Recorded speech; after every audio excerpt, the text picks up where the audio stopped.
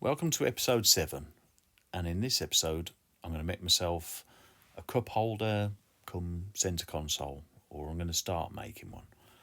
I haven't really got any plans as such, I'm just sort of making it up as I go.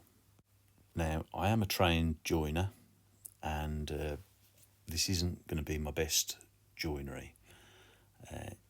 It's an awkward shape to work to, and it's a centre console. As long as it looks right, I'll be happy. I'm not going to do dovetails and piss about. Also, I'm making this at home using recycled timber. So I'm not in the workshop. I'm not using the stuff from work.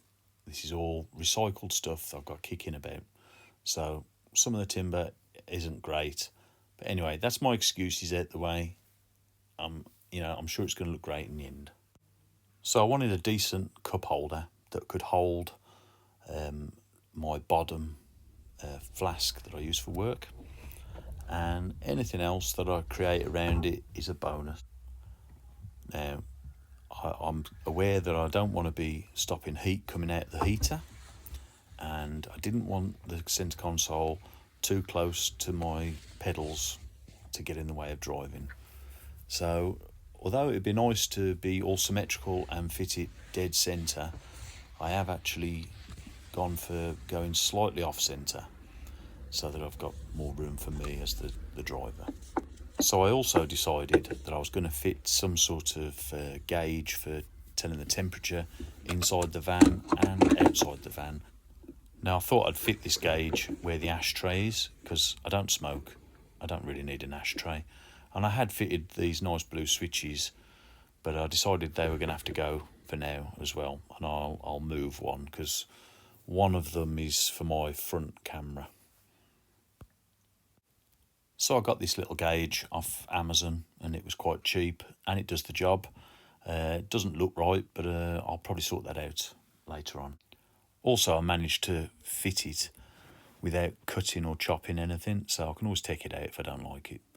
So I fitted this framework basically to get some fixings. So I've got one fixing off the heater and two fixings off either side of the sort of central area. And then I've sort of put a bit of MDF in and boarded it round to make some shelves, and then attach this cup holder that I've made. So the next thing I need to do, once I realised that fitted nicely with my bottom, was paint them. Now, as regular subscribers would know, I love Smooth-Right, and Smooth-Right's good for metal, but I've also found it's pretty good on timber, and if you put it on MDF, it gives a nice thick coat and it seals it, and I'm aware that I've used it before and I know that it will be waterproof. So that's what I did, a couple of coats of Smooth-Right, flattening it off, smoothing it off, and it's left a nice hard coat that's waterproof on the MDF. And it looks pretty decent for now. And you see I moved the switch to there for now for the front camera, and got some fresh batteries for my new gauge off Amazon. So then I've started to build off the structure I got in. The cup holder's quite useful. I started using it. It was nice. And I realised that really I need some sort of little bin in there. So I made a little box and a little shelf, and I will be covering all this at a later date, so it will look good eventually, but for now it's just the foundations. So the little bin works lovely, and I will cover it, and I'll make it look good eventually, but I was quite happy with it. Works well as a bin, takes little dog poo bags, and then I started working on the sides and figuring out how I could use that space. I put a bit of rubber matting in for now, and I started making the side cheeks, but I found that the heater was being blocked off a little bit by these, so I've been experimenting, cutting back and shaping them.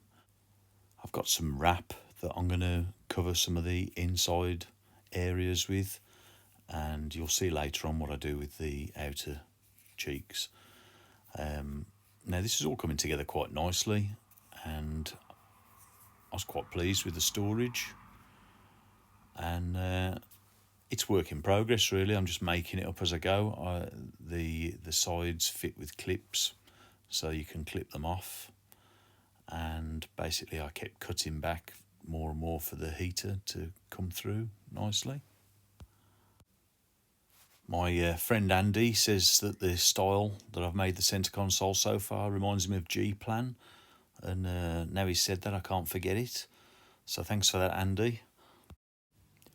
So as the days and the weeks went by, I kept cutting bits back for like the heater to work better, you know, for the heat to come through, and so on and so on. I kept altering it, and it's starting to come in together nicely. So I thought I'd have a go at covering a bit of the inside with some wrap. So it's just a bit of wrap I'd got kicking about, and I added the skull, which is a valve cap that I'd got lying around. I thought it was amusing, and yeah, I'm quite happy with it. It's an effect. If I don't like it, I can just take the wrap off and put another wrap on. But I intend to have like that effect on the inside, and then when I come to sort my door cards out, whatever I cover my door cards in, I will use on the side cheeks. And because I've now cut the side cheeks back so much, it's quite a usable space. I can reach in and use them as little shelves in there and areas, and the heat comes through nice on my feet.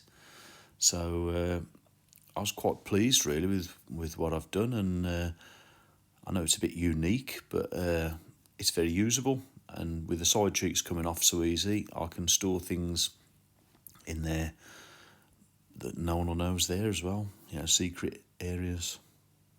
So that'll be it on the centre console for a bit until I sort the sides out.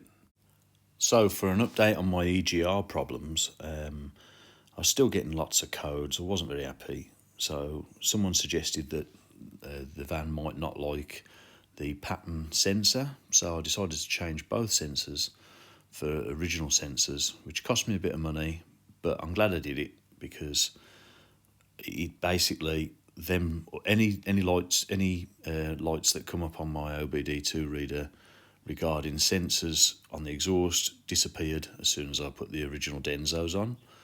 So then all I was left with was an EGR, and I couldn't figure out why. So I decided to put my original EGR back on after a good clean, and amazingly that sorted it. My light has been off. The engine management light has stayed off ever since. So in my opinion, the whole issue was caused by the sensor in front of the cat being faulty, and I now know that these vans are very sensitive to, they don't like pattern parts, it only likes Denso stuff. So I hope that helps, and that's it on the EGR issue. So see you on the next video. Thank you.